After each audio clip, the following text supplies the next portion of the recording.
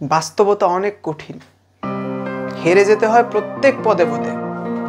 কিন্তু ওই হায়রা যাওয়া থেকে নিজেকে আবার নতুন করে প্রাণবন্ত করে গড়ে তোলার নামই হচ্ছে জীবন।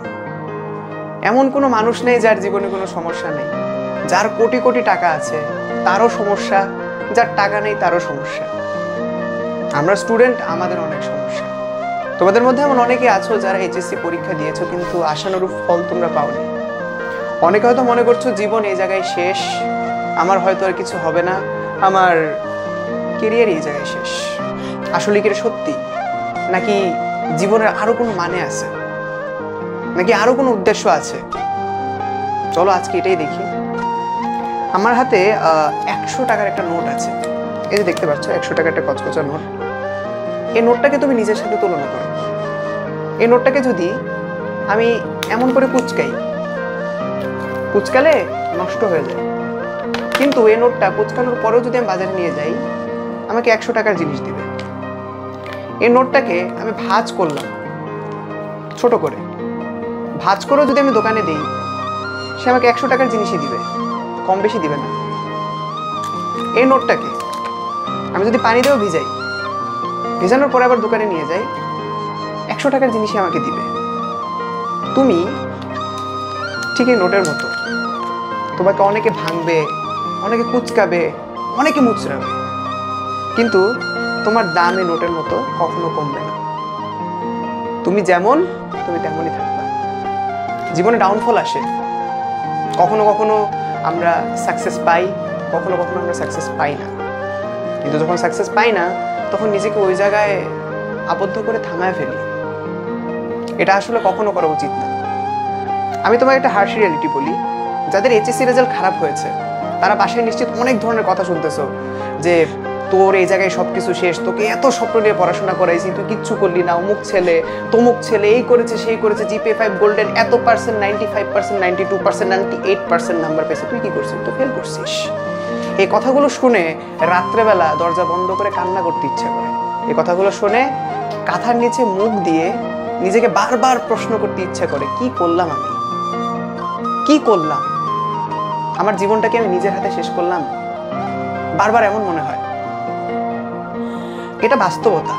আমরা যখন কোনো কিছুতে সাফল্য পাই না তখন নিজেকে অনেক ছোট মনে হয়। আর ছোট হয়তো এই জন্যই বেশি মনে হয় কারণ আমরা নিজেকে অন্যের সাথে তুলনা করি। তোমার এক ফ্রেন্ড, তার রেজাল্ট খুব ভালো, তোমার রেজাল্ট একটু খারাপ। তুমি চিন্তা করবা যে সে যে ফ্যাসিলিটিসগুলো পেয়েছে আমিও তো তাই পেয়েছি। তোমার বাবা মা একই কথা বলবে, তোর তো আমরা কোনো কিছু অভাব দিই নাই, কিন্তু তোর রেজাল্ট এমন কেন? একটা ছেলে ওই জায়গায়, একটা মেয়ে ওই জায়গায় সবচেয়ে বেশি হার্ট।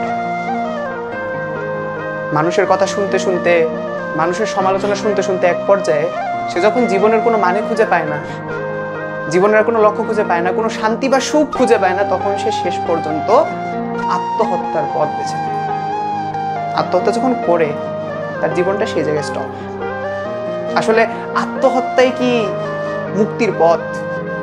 যারা সমালোচনা করতো তোমাকে নিয়ে, যারা তোমাকে নিয়ে নানা ধরনের কথা শোনাতো, তাদেরকে কি কিছুটা শোনাইতে হবে না?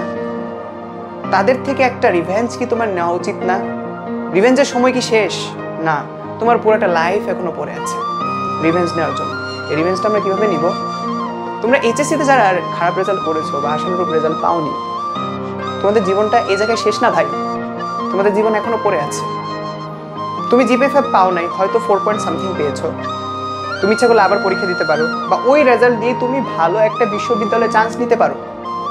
হ্যাঁ, হয়তো তোমার বুয়েটে পরীক্ষা দেওয়া হবে না, হয়তো কিছু স্পেসিফিক বিশ্ববিদ্যালয়ে তুমি পরীক্ষা দিতে পারবে না, কিন্তু তুমি ভালো ভালো কিছু বিশ্ববিদ্যালয় আছে যারা তোমাকে সুযোগ দিবে ভর্তি পরীক্ষা দেওয়া। সেই ভর্তি পরীক্ষায় ভালো করে ঢাবি, মেডিকেল, রাবি, চবি এর মতো সেরা সেরা বিশ্ববিদ্যালয়গুলোতে প্রথম হয়ে, সেরা 10 জনের মধ্যে একজন হয়ে তুমি তাদেরকে তাক লাগিয়ে দাও যারা তোমাকে নিয়ে সমালোচনা করতো। তোমার যে বন্ধু তোমার সাথে এইচএসসি পরীক্ষা অংশগ্রহণ করে গোল্ডেন পেয়েছে আর তুমি রেজাল্ট একটু খারাপ করেছো, মানুষের অনেক কথা শোনা লাগতেছে, সেই বন্ধু যখন ঢাকা বিশ্ববিদ্যালয়ে চান্স পাবে না, তুমি ঢাকা বিশ্ববিদ্যালয়ে 1 থেকে 10-এর ভিতরে কোনো একটা নাম্বার বা ধরো প্রথম হয়েছে, তখন তাদের মুখগুলা কেমন হবে একবার ভাবো। বা তোমার আশেপাশের প্রতিবেশী যারা আছে, পাশের বাসার আন্টি আমরা বলি, তাদের মুখটা একবার কেমন হবে ভাবো। যখন তোমার মা গিয়ে গর্ব করে বলবে, ভাবি আপনার ছেলের রেজাল্ট তো অনেক ভালো ছিল, সে তো ঢাকা বিশ্ববিদ্যালয়ে টিকলো না। আমার ছেলে তো রেজাল্ট খারাপ করেছে, সে ঢাকা বিশ্ববিদ্যালয়ে আজ পঞ্চম। এটা হার্শ রিয়ালিটি। মানুষের জীবন কখনো একটা সফলতা বা একটা হারের উপর ডিপেন্ড করে না। জীবনের অনেকগুলো পর্যায়ে আছে। এই জীবন তোমাকে বারবার সুযোগ দিবে যাতে তুমি ঘুরে আবার দাঁড়াতে পারো, কিন্তু সেই ঘুরে দাঁড়ানোর শক্তি আমাদের সবার থাকে না। সেই শক্তিটা অর্জন করে নিতে হয়। তার মানে তুমি যদি হেরে যাও মাঝপথে এসে, নিজের উপর ডিপ্রেসড হয়ে, তুমি হেরে গেলে। এই যে থেমে গেলে তো হেরে গেলে। থেমে যাওয়ার নাম জীবন নয়। কখনো থামা যাবে না।